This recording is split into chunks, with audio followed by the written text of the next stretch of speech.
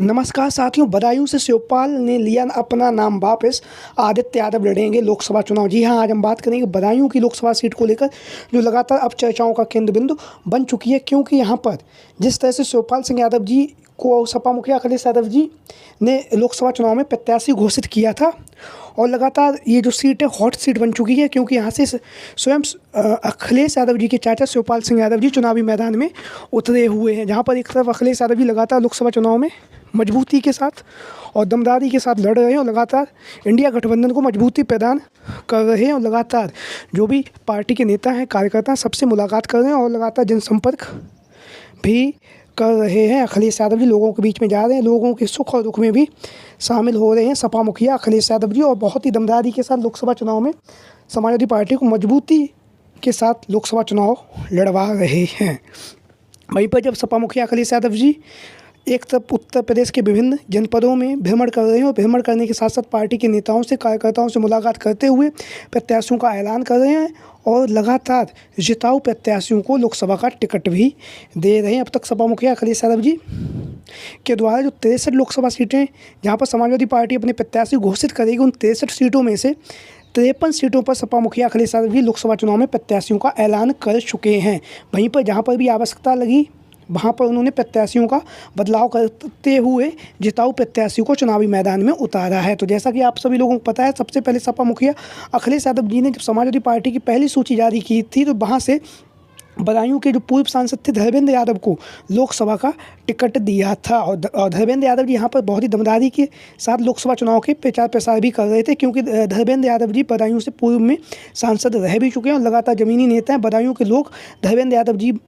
में अच्छी पकड़ भी है बदायूं के लोगों के बीच में। फिर राजनीति में उठापटक हुई, स्वामी प्रसाद मौर्य ने इस्तीफा दे दिया, और उधर सलीम शेरवानी ने समाजवादी पार्टी से इस्तीफा दे दिया। उसके बाद सपा मुखिया अखिलेश यादव जी ने अपनी रणनीति बदली, और यहाँ से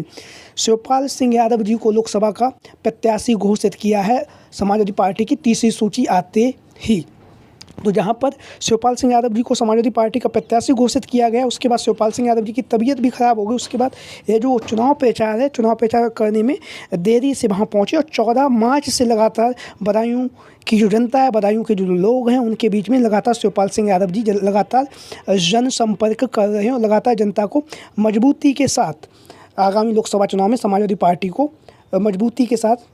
पेश भी कर रहे हैं। अब जो खबरें सामने आ रही हैं वो ये हैं कि यहाँ से जो शिवपाल सिंह यादव जी हैं, वो अपने बेटे आदित्य यादव जी के साथ में मिलकर और धर्मेंद्र यादव जी का भी साथ लेकर लगातार चुनाव प्रचार कर रहे हैं, लगातार जनता के बीच में पहुंच रहे हैं, जनसंपर्क कर रहे हैं। लगातार अब तक 100 से ज़्यादा जनसभाओं को शिवपाल सिंह यादव जी और आदित्य यादव जी और धर्मेंद्र यादव जी संबोधित कर चुके हैं। लगातार बदायूं में समाजवादी पार्टी का जो माहौल है, उस माहौल को बना रहे हैं, लगातार जनता के बीच में पहुँचे हैं, जनसंपर्क कर रहे हैं, जनता से मिलकर आगामी लोकसभा चुनाव में समाजवादी पार्टी के पक्ष में वोट देने की अपील कर रहे हैं शिवपाल सिंह यादव जी, और बहुत ही मजबूती के साथ लोकसभा चुनाव की तैयारियों में भी जुटे हुए हैं शिवपाल सिंह यादव जी। जो आप लोगों को पता भी होगा, वर्तमान समय में समाजवादी पार्टी के वरिष्ठ नेता हैं। वरिष्ठ नेता होने के साथ ही साथ राष्ट्रीय महासचिव पद से भी सम्मानित हैं, और इसके साथ ही साथ जसवंत नगर की जो विधानसभा सीट है, यहाँ से वर्तमान समय में विधायक भी हैं। जसवंत नगर की विधानसभा सीट, जहाँ से शिवपाल सिंह यादव जी वर्तमान समय में विधायक हैं, और बदायूं की लोकसभा सीट से सपा मुखिया अखिलेश यादव जी ने इन्हें लोकसभा प्रत्याशी घोषित किया। लगातार जनसंपर्क कर रहे हैं, समाजवादी पार्टी को बहुत ही मजबूती के साथ बदायूं की जो धरती है वहाँ पर पहुँच रहे हैं, लगातार लोगों से मिल रहे हैं, जनता से मिल रहे हैं, और लगातार समाजवादी पार्टी के पक्ष में माहौल बना रहे हैं शिवपाल सिंह यादव जी। बहुत ही दमदार प्रत्याशी हैं, और दमदार प्रत्याशी होने के साथ ही साथ लगातार वह लोकसभा चुनाव को लेकर काफ़ी ज़्यादा सक्रियता के साथ आगामी चरण बाई चढ़ बढ़ रहे हैं। एक एक कदम बहुत ही सावधानी पूर्वक शिवपाल सिंह यादव जी रख रहे हैं। वहीं पर शिवपाल सिंह यादव जी ने एक मीडिया के माध्यम से भी बात करते हुए शिवपाल सिंह यादव जी ने कहा था कि जो लोकसभा का जो चुनाव हो रहा है, उसमें मैं एक सीट पर ना चुनाव लड़ के मैं जो भी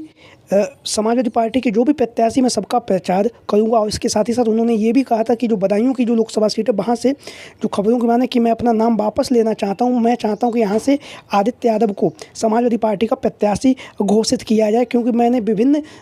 जनसभाएं की हैं। वहाँ पर लोगों ने, युवाओं ने मांग की है कि कोई युवा बदायूं की जो लोकसभा सीट है वहाँ से समाजवादी पार्टी को प्रत्याशी घोषित करना चाहिए। युवा मतलब आदित्य यादव जी अब वर्तमान समय में काफ़ी युवा हैं, तेज तर्रार नेता, लगातार जनसंपर्क कर रहे हैं। और शिवपाल सिंह यादव जी ने इस तरह से अपनी बात वहाँ पर रखी और कहा कि मैं चाहता हूँ, और यहाँ की जो जनता है, जनता भी चाहती है, अपनी राय रख रही है कि जो आदित्य यादव हैं वो चुनावी मैदान में उतरे। इस पर शिवपाल सिंह यादव जी ने और उसके बाद कहा कि ये जो राष्ट्रीय नेतृत्व हमारा जो फैसला लेगा हम उसे मानेंगे। फिलहाल मैं यहाँ से समाजवादी पार्टी का प्रत्याशी हूँ। वहीं पर शिवपाल सिंह यादव जी ने कहा कि मैं उत्तर प्रदेश में जो भी लोकसभा है मैं सब में चुनाव प्रचार भी करूँगा, और चुनाव प्रचार करने के साथ साथ बदायूं की जो जनता है उसके बीच में भी चुनाव प्रचार करता रहूँगा। तो शिवपाल सिंह यादव जी लगातार लोकसभा चुनाव में मजबूती के साथ लगे हुए हैं, और लगातार उनके साथ में उनके जो पुत्र हैं आदित्य यादव जी वो भी बहुत दमदारी के साथ अपने पिता का साथ दे रहे हैं, और लगातार समाजवादी पार्टी के विचारों को, नेताजी के विचारों को लेकर लगातार जनसंपर्क कर रहे हैं और जनता के बीच में पहुँच भी रहे हैं। आदित्य यादव और शिवपाल सिंह यादव जी बदायूं में लगातार पीडीए की रणनीति पर काम कर रहे हैं, लगातार जनता के बीच में भी पहुँचे, जनसंपर्क कर रहे हैं, जनता से मिल भी रहे हैं, और लगातार लोकसभा चुनाव में मजबूती के साथ समाजवादी पार्टी को जीत के लिए प्रयासरत भी कर रहे हैं। बदायूं की लोकसभा सीट, यहाँ से आप लोगों को पता समाजवादी पार्टी का ये गढ़ रहा है। यहाँ से स्वर्गीय सदस्य नेताजी मुलायम सिंह यादव जी कई सांसद रहे। उसके बाद